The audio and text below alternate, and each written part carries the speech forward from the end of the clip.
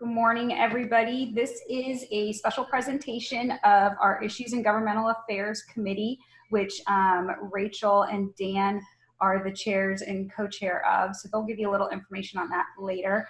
But I have exciting news. These special Zooms are now sponsored by AT&T. So I wanted to thank Dan, who couldn't be here this morning, but thank Dan and the AT&T team for helping us provide this information for you guys.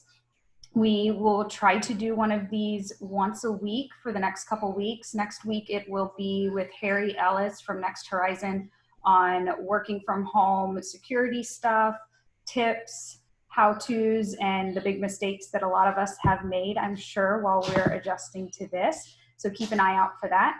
And with that, I'm going to pass this over to Dan to talk about the Issues Committee real quick. Hi, good morning, everybody. I just wanted to welcome everybody. Thank you for coming on board. As many of you know, this is a new format that we're offering to our members. These are the types of issues that we often or typically will discuss during our Issues in Governmental Affairs meetings. We just wanted to, during this time, make it available to all of our chamber members. And so welcome. I'm glad you all made it. If you have any other ideas for future meetings, please let us know. And at this time, I would like to turn it over to Rachel. Thanks, Dan. I appreciate it. So I don't think there's anything much to add to that. I feel like because of the current situation we're in and the uncertainty around the pandemic, the topics really have been flooding in. So finding speakers that are informative and can really help educate this group on not only issues and touching base with elected officials, but also different types of platforms like the webinar Harry's going to do will be really helpful for this group and look at a bigger picture of what we normally do. So today I'm actually really excited because our speaker works with me at the Orlando Economic Partnership. Her name is Phoebe Fleming, and Phoebe is the Director of Research at the partnership. She has her degree from the University of Florida, Tina, and in economics, and a master's degree from Duke University in management. And Phoebe is an incredibly smart and a huge resource for the Orlando Economic Partnership in understanding and economic forecasting, understanding what's going on and what the future is going to look like in this post-pandemic world. And she's also known as the queen of dashboards. So if you ever have a dashboard, a graph, anything that you are trying to make more understandable to the everyday user's eye, Phoebe's the person to reach out to. So today she's going to give an update on the economic outlook, really from that small business perspective as well. And so with that, I'll hand it over to Phoebe. Cool, thank you, Rachel. That was quite the intro. I do have a dashboard that I'm hoping to share with you guys this morning. So we'll see if my tech skills are savvy enough to screen share it on the Zoom. But I'm really excited to be here with you guys this morning, just to give you a little bit of context about kind of where research and the research department falls within the partnership. It's part of our Foundation for Orlando's Future. So I work on the foundation team with Lisa Winkelbauer, who runs our Leadership Orlando program, and Danielle Permenter, who is our Senior Director of all things talent initiatives and talent strategy. And then of course, Dale Brill, our Fearless Foundation team leader, who runs the foundation through the partnership. And so research is really part of the foundation and then the whole OEP as a way to kind of guide this strategic foresight and really let our leaders know, just give them some context about what's going on in the region. So I do a fair bit of, economic update presentations, kind of similar to this one. Spend a lot of time talking about the labor market in Orlando, specifically working with Danielle on how to understand the skills of our talent pool here in Orlando and using some new data sources to really dig into what our scale advantages are. But this morning, I wanted to share with you all just an economic update presentation that I've been working on as new data has been kind of coming in this post, COVID-19, world, and how we can start to understand what the regional economy is really doing. And so I'll start sharing my screen. Let's see if this will work. Awesome. So the presentation mode there. Perfect. So, when we talk about the economic update or the economic impact of what this is really doing to the region, I think the main kind of kicker is always, well, we won't know for a while what really the true impacts of this have been from a GDP standpoint, which I think everyone is really used to hearing about in terms of just like this overarching number that defines what the economy is doing, or from even, a demographic standpoint about who or what groups were hit the hardest, because those data points really don't roll in as frequently. It takes time to collect them and to understand what's truly happening in the economy. But I wanted to this morning go over some really high frequency indicators with you all and give you a sense of what some of these indicators are that, we're watching that come out really monthly or even weekly. And, some of these won't be surprising. Many of them have really dominated the news cycle, specifically claims for unemployment insurance, which we'll get to, but wanted to kind of hopefully give you some context around these numbers as well, show you some different trends in terms of what these numbers can really tell us, and to dig in some data sources behind these numbers that really show us what's happening both at a national level and then here in Central Florida as well. So I've included Seminole County data where that actually is available. Some of these do go down to the county level. So we'll take a look at all of these. And then if you have questions at any point, feel free to jump in, or we can do Q&A at the end, whatever works. But, just pretty casual. Just let me know what questions you have, throw them in the chat. I'll try to keep up with them all and see them. But first, wanted to talk about the unemployment rate. Pretty standard. We saw a large jump in the unemployment rate this last month. So with March's data that came in, we're now at a 4.2% unemployment rate for the region. Let me see if I can move my face so I can actually see the numbers there on the other side of the screen. So with the USA, went to a 4.4% rate. Central Florida is at 4.2%, right below it. And then I put Seminole County's data in there as well. And we're looking at a 4% unemployment rate with these new March numbers. And so what these numbers too are really only showing us the first 2 weeks of March. The way that this data rolls out monthly from the DEO, they only capture the first 2 weeks of every month and then report that data out. So we expect these indicators to go up even more, and we'll see a further growth in our unemployment rate as April's data comes in and we start to get kind of a better sense of exactly what's happened from an employment standpoint in both across the country and in Orlando and Seminole County. But, looking at too what this overall trend has been for the last year and even before that, unemployment rates were extremely low. And so everyone was really economists were talking about, have we hit that natural unemployment rate where you'd see just the natural friction in the labor market, and we really can't go any lower? That was really the question for much of the past year, was how much lower can the unemployment rate get? And we know the labor market is extremely tight. It's hard to recruit or to find the talent that companies need.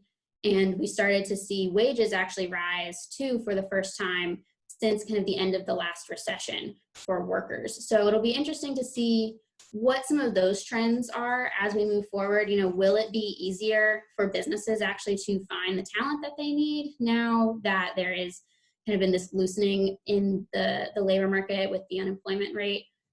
Or will employees, kind of lose those wage gains that we had seen everyone start to really have over the last year?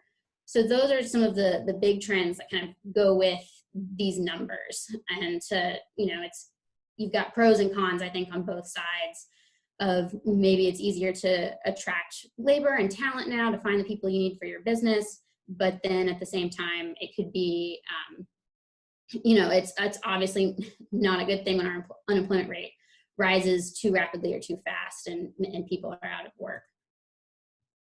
And then let's see, I think I got some questions here in the chat. What is the average unemployment rate for this time of year? So you can see thank you for that question, Howie. The March unemployment rate for last year was pretty similar. This is not seasonally adjusted data, so that you can see, you know, what the changes are from month to month.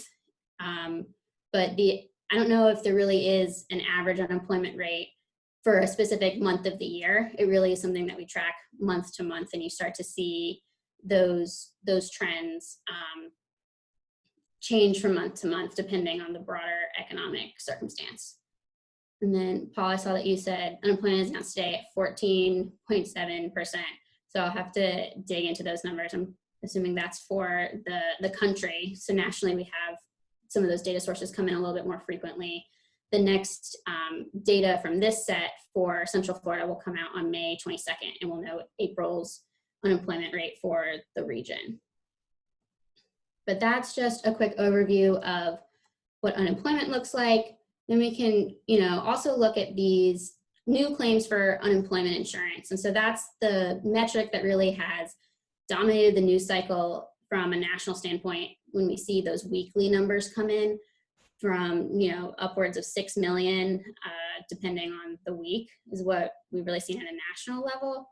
But then this data is actually available at the MSA level, which is, you know, a new discovery for me to really dig into and find kind of what that monthly number is.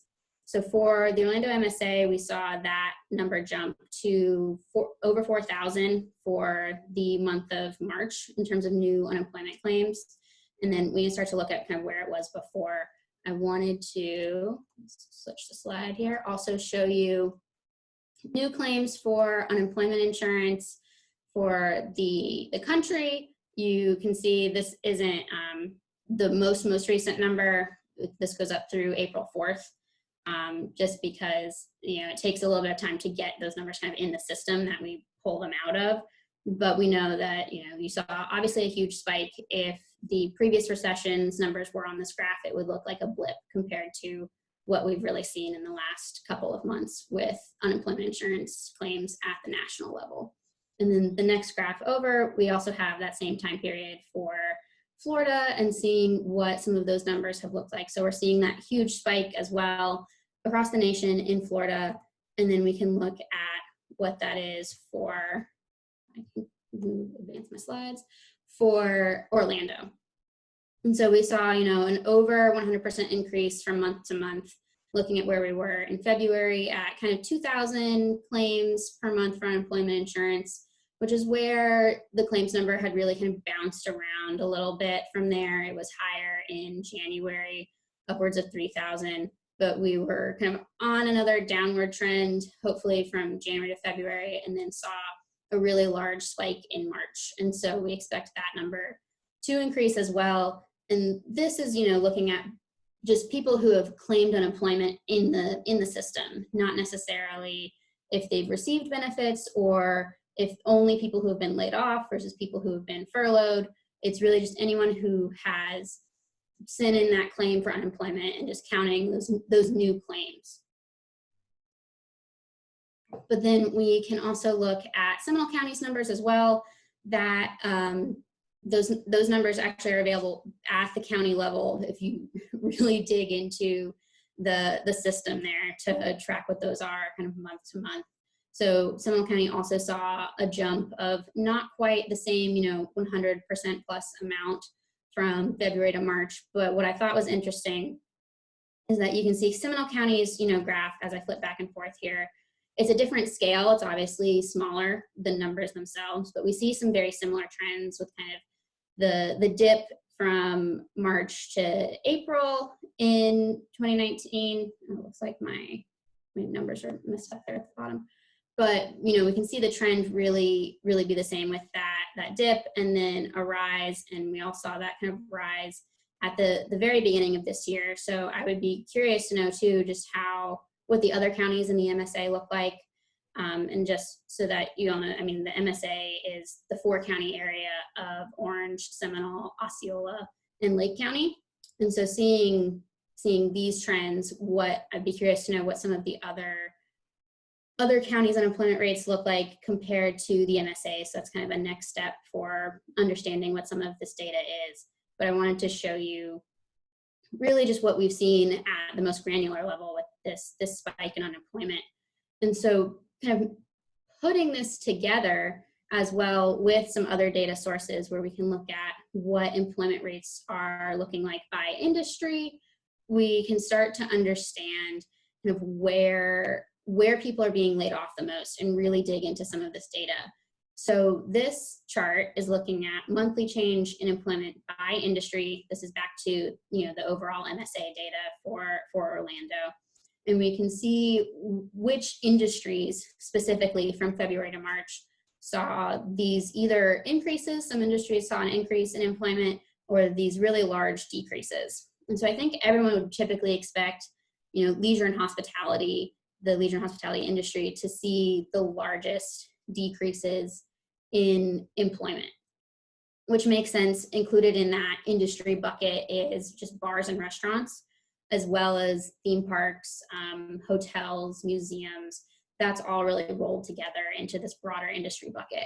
And so we did see, a decrease in employment in that industry just from February to March, again, just the first 2 weeks of March, to, 2,400 jobs was kind of the net loss in that space. But then what I think typically surprises people is just how large our professional and business services industry is here. It's second behind leisure and hospitality, and that industry bucket is very large. So it includes contractors, architects, but then also administrative services, waste management services, really anything that you could consider a professional or a business service, besides financial activities, which has its own industry code.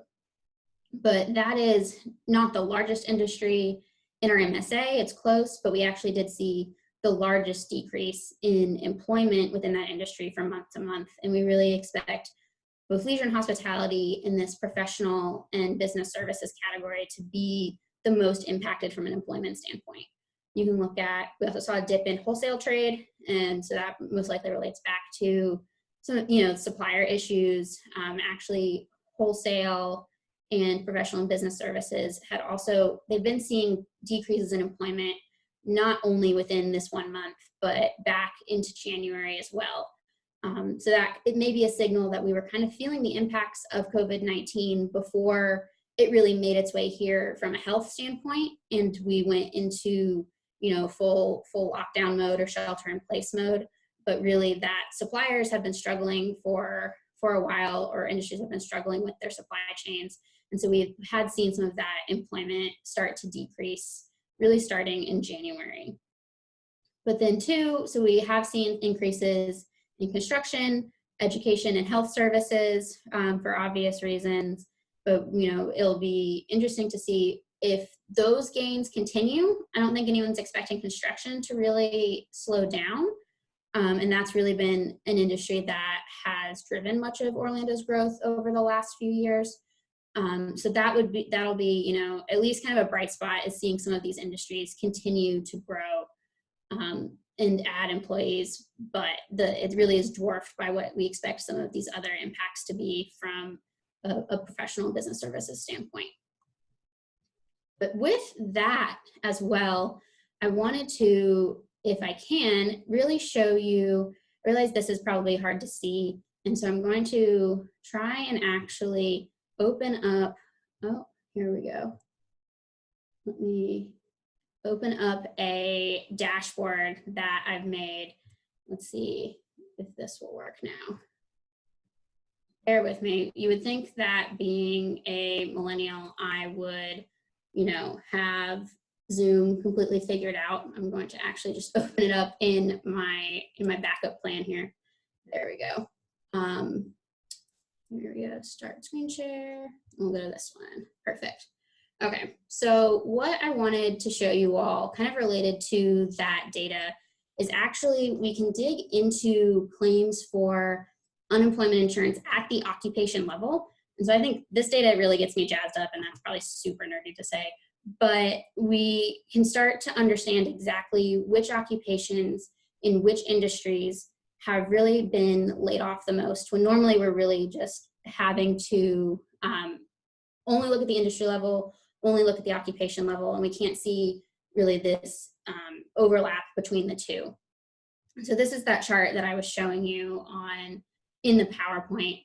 And so obviously waiters and waitresses were really one of the first and largest occupation groups impacted by these layoffs. And so we saw 421 new claims for unemployment insurance just within the month of March for waiters and waitresses. And so all of these purple bars are within that broader occupation group of kind of food preparation services. And so you've got, I think I rolled over bartenders, one of the highest numbers of people laid off, cooks and restaurants. But then also, this is not a purple bar, but you've got general and operations managers. So that occupation group could be employed across industries, not just in leisure and hospitality at restaurants, but in that professional and business services category as well. But then what you also see is we have customer service representatives, were an occupation that was kind of greatly impacted within the last month. Saw quite a few claims for unemployment insurance there. And then laborers and material movers who move things by hand, and which kind of belongs in that transportation and material moving occupation set.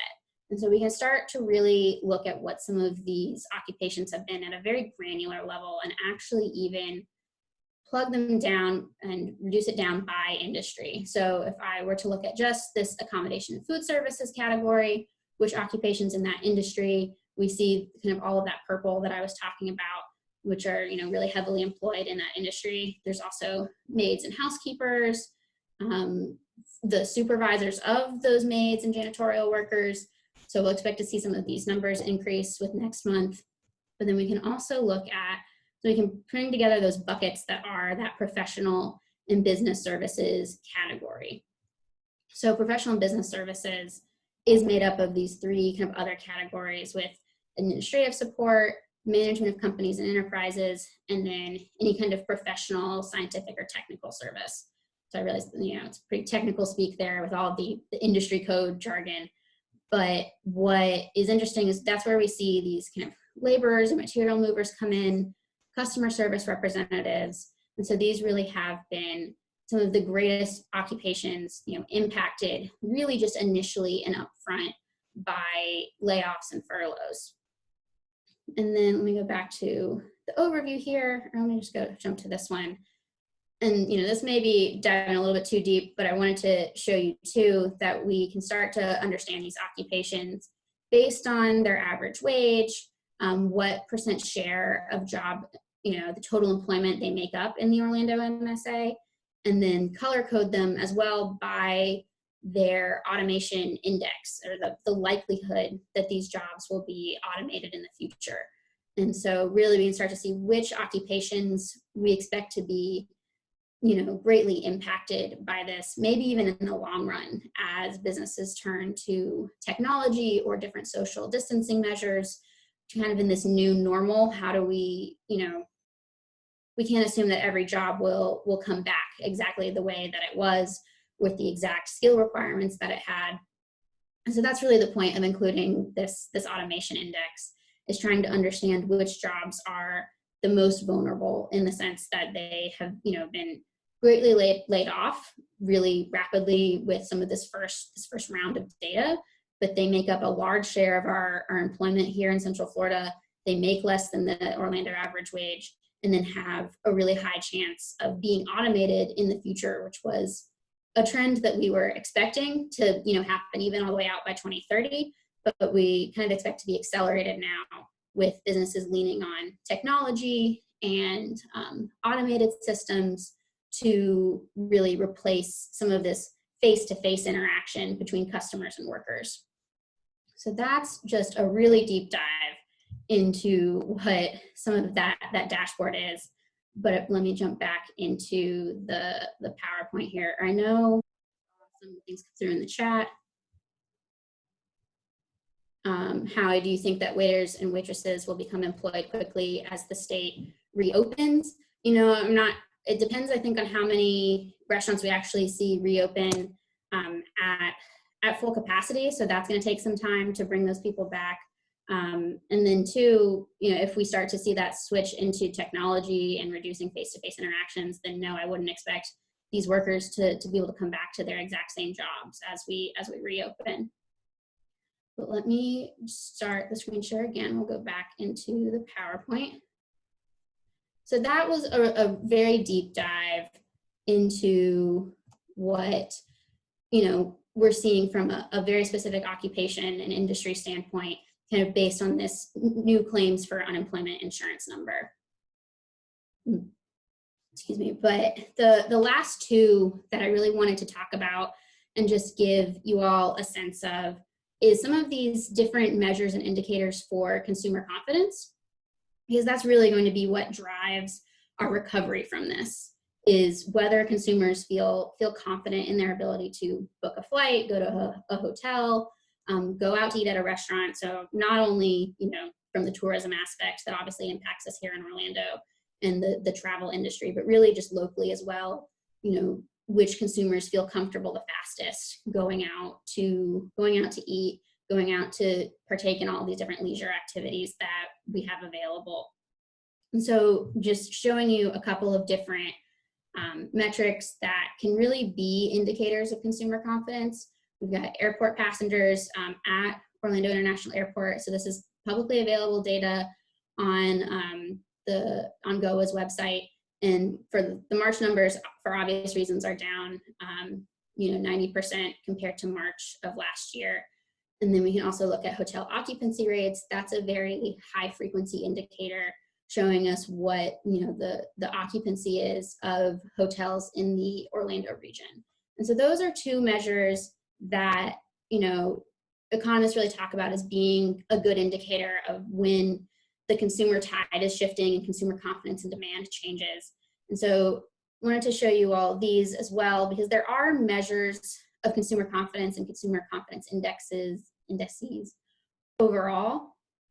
And so a really popular one is from the Conference Board. You can see what they've been measuring as the Consumer Confidence Index over the last, you know, 40 years. They've pegged 1985 as kind of the baseline year, seeing how confidence has risen above or below that for the last 40 years. And so really just showing you these, and I've got a few more, so you can see that really large dip in the very recent consumer confidence measures. And so these come out monthly as well, but, you know, there's a bunch of different indicators of consumer confidence. The University of Michigan has a consumer sentiment index where you can see what the current level is from their calculations as well. And then this one, the Conference Board also releases a small business optimism index. And you can see that's the red line there that compares, you know, all these different measures. And so really just throwing all of these very, very intense graphs up here to give you a sense of what these other two data points are pointing to in terms of consumer confidence and demand. And so when we start to see those passenger numbers tick back up, hotel occupancy rates rise, you could look at box office, movie ticket sales. Those are at least very traditional measures of consumer spending and who's actually going out into the economy and spending their dollars. That may change. And so some of these indicators, you know, as, you know, we may have to look at e-commerce sales specifically as an indicator of consumer spending and try to measure economic activity in a different way as this, you know, either takes time to ramp back up or consumers really change some of their preferences in terms of what they feel comfortable doing. But let's go all the way to the end here. So really just to kind of wrap it all up, some of our key takeaways from these four different measures are that we do expect some of those labor market indicators to worsen. We really are working on just a month's worth of data coming from March. And so with April, we expect the unemployment rate, new claims for unemployment insurance to rise as more of those impacts are truly shown in the data. We know that impacts are going to be felt outside of the travel and leisure industries in Orlando as well. That's been a national trend that we're seeing, is those layoffs in that professional and business services category. And so that really impacts us just as much as it does the rest of the country. We know that, you know, some of the immediate employees that have been impacted the most are those employees too, who even before all of this were at risk of having their jobs replaced by technology, or even not necessarily even just replaced where a robot comes in and drags you out of the office, but, you know, are going to have to see some of that reskilling or upskilling, as not quite as many of those jobs return potentially. And people will need to kind of rapidly upskill themselves or find a new position that may rely a little bit more on technology or some of these automated systems. And then lastly, as we kind of just went over, you can really look at these high frequency indicators. Some of these ones that come out, occupancy rates come out weekly, the numbers of passengers at airports, box office ticket sales, as signs of returning consumer confidence and demand. And so the continued impacts of all of this will really depend on how comfortable consumers feel. We know that there is a segment of the population that is willing to come back immediately to, you know, they're ready for things to open back up. They want to kind of resume normal life and activity. We know that on the far side of that, there are consumers who really aren't going to feel comfortable until there's a vaccine widely available. And then there's everyone in the middle with, they may need some assurances, may need to see that businesses are taking certain steps and precautions to feel comfortable going in, wearing face masks, seeing employees kind of actively cleaning as you walk into the store. Those are things that can help consumers feel more comfortable kind of immediately and moving forward, so that we can capture really a greater percentage of consumers coming back and wanting them to spend their money in the economy. But that is really all that I have for you all. It was, you know, we really dug into quite a bit there, but are there any questions that I can answer? I'm trying to look at the chat here. I don't see any specific questions, but I do appreciate the shout outs on the graphs. So that's great. Are there any questions that I can answer? Thank you so much for this presentation. I think one thing that's important for our issues committee to remember is that even when we're looking at numbers for Orlando, those numbers are usually mirrored very closely in Seminole County, and what's happening in our greater region, especially right now, is really important, because Seminole County has really grown off of bigger companies needing more space and coming to Seminole County. And when these numbers are dropping, or, you know, we have a higher unemployment, it's a big deal for Seminole County too. So I think that it's really important to look at these things, especially tourism, because a lot of those employees for the theme parks live in Seminole County. Yeah, Rebecca, thank you. That's a good point too. We have some of that labor flow information, and so really a ton of people, you know, as we commute in and out of Seminole County to work, or either live outside of the county and come in for work. And so really as a region, we're very interconnected, and Seminole and Orange typically lead the way in terms of what this data looks like for the MSA, with Lake and Osceola, you know, kind of having their own trends behind that. Rachel, I saw your question on, is there data that looks at employee confidence? There are some indices of that. And so one of those last ones, those last, you know, really complicated consumer confidence graphs that I threw up there, had a small business index, or there are surveys of CEOs. And so there's a couple of different ones, and they all really are saying the same things right now, just that everyone's very risk averse. We're uncertain about the economic future, but there are indices of that I could send you links to, and kind of track some of that information down.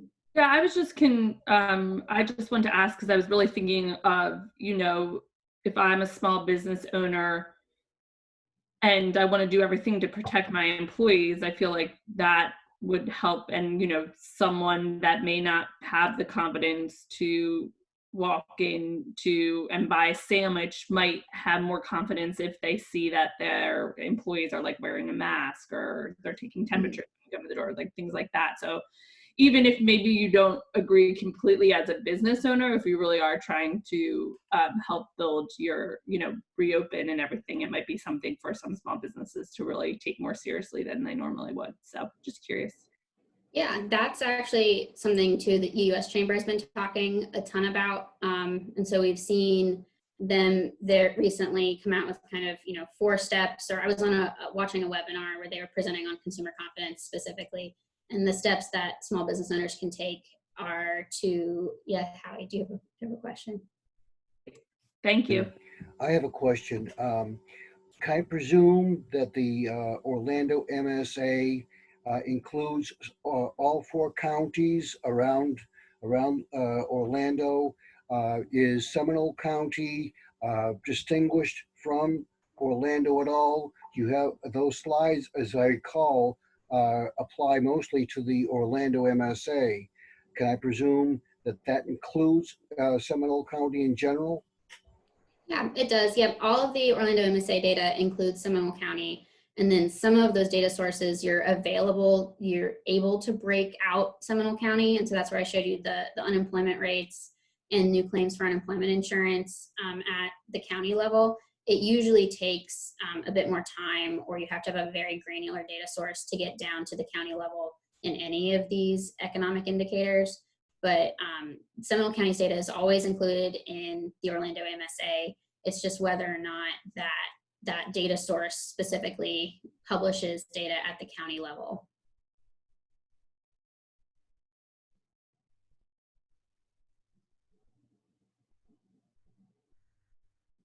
Yeah, Dan. Phoebe, how far behind is the data for the unemployment? Like when the attractions begin to open, Disney, Universal, when will that start to reflect on the unemployment numbers? Are we looking at like a month later or 2 months later before we start to see the impact? Probably about a month. So that unemployment rate data measures, it's a survey of businesses that happens on the 12th of every month. So it really shows you the impacts that were true, or whatever was happening in the business community on the 12th within those first 2 weeks of the month. So for March's data that we were just looking at, that's really just the first 2 weeks of March. And so that can be, I think it was Irma. Irma really tanked for a single month, our employment rates and employment numbers, just because businesses were all closed exactly during that time. And then it bounced back immediately with the next month's data. And so that's something that we'll see these trends kind of grow and change really just 1 month out from whenever, if the attractions were to open kind of, the day before the 12th, we would see that reflected in that month's data. If it were a day after, we'd have to wait a month to start to see some of those numbers come in. Thank you. I appreciate that. I just sent you a message, and I don't know how close attention you're paying to the chat, but as these numbers do change, and as Mike just mentioned, we don't know what's going to happen with respect to the reopening of these counties and Orlando in general. I'm afraid, especially for the baby boomers, that numbers are going to spike. Especially if the people who aren't baby boomers don't wear their masks and or don't keep social distancing. I went by a restaurant last night, and I went by there and I saw an employee, and I said, "Tell me something. Did you keep social distancing during your?" It was Cinco de Mayo, and I said, "Did you keep social distancing?" And this person said, "We couldn't. We just couldn't kick people out." And I said, "Well, okay, thank you for the information." I was a little bit upset because I did not go in during that time frame. I just saw a line of cars for takeout service. But anyway, the point I'm making is, in a month or two, will these numbers, do you have any indicator of how these numbers may change? And if so, can you supply the chamber with new updated slides as the months progress? Yeah, no, so we expect some of these indicators to increase as, you know, more data comes in on a monthly basis until we start to see some of those numbers hopefully plateau and go back down. I'm working on kind of a dashboard of indicators that will be available to the public with a lot of this same data on, you know, just a very simple kind of indicator basis. So that's definitely something that I can pass on to Rachel, or we can make sure you guys have access to. So that's something that we're working on, is how do we create kind of a weekly to monthly update on some of these broader indicators. Yeah, I'll definitely happily share that with the committee and the broader group. Yeah. Hey, everybody. Howie, you bring up some good points, and I think Rebecca and the team at the Chamber did a great job of making available that checklist specifically for retail businesses of, hey, this is what we're doing as a business to make the consumer feel more confident that they are following social distancing guidelines and everything like that. Working at CareerSource, you know, our organization is working with businesses who are looking to hire. And specifically, you know, you can kind of tell, our business consultants specifically can tell when when employers have their, you know, all their ducks in a row, because a certain, you know, they are being proactive as well when they are interviewing candidates and letting them know these are the guidelines that we're taking to protect you. This is to Rachel's point. This is what we're doing as an employer to protect you as a potential employee of ours. Hand sanitizing stations, temperature checks, walking in the building, et cetera, et cetera. So I think there's similar guidelines that businesses are doing kind of on their own. But, you know, we are definitely, when we consult with businesses who are looking for candidates, we're saying, you know, this should be part of your new job descriptions, or adding that information to job descriptions of, these are what we're doing in these times to protect you as an employee. So the conversation is definitely out there, and I think it's just a matter of people developing guidelines and procedures to make it, you know, again, it's part of that new normal. Both employers and employees are going to have to, you know, get used to these new things that just have changed the face of business overall.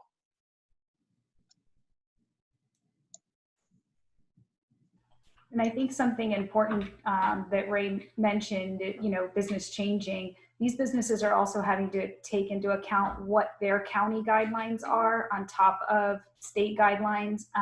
So we need to give a little grace to these local businesses right now as they try to navigate an entire new world.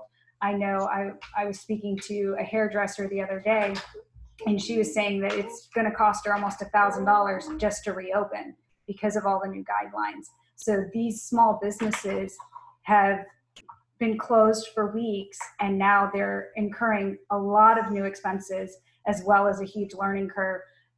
So we're going to see some struggle with that in the beginning, and some people will not be in compliance at first, but part of that may be they just don't know what compliance is for their area.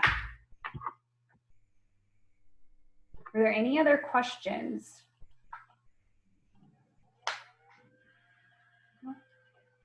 All right, Rachel, you want to close us out?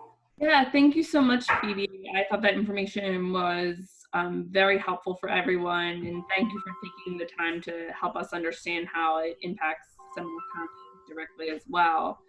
We really appreciate it, and I think, you know, it'll be interesting to see how those numbers change once the new data is in, since I feel like mid-March is when really people start feeling like furloughs and layoffs and things like that. So I'll definitely share that with the group once it's updated. And again, like kind of what we just talked about, that might be an idea for a new webinar, is kind of talking about, you know, getting, you know, maybe talking to Tricia and see who we could get here from the county to kind of talk about some of the guidelines they have set for reopening your business in Seminole County, and or the governor's executive order as well.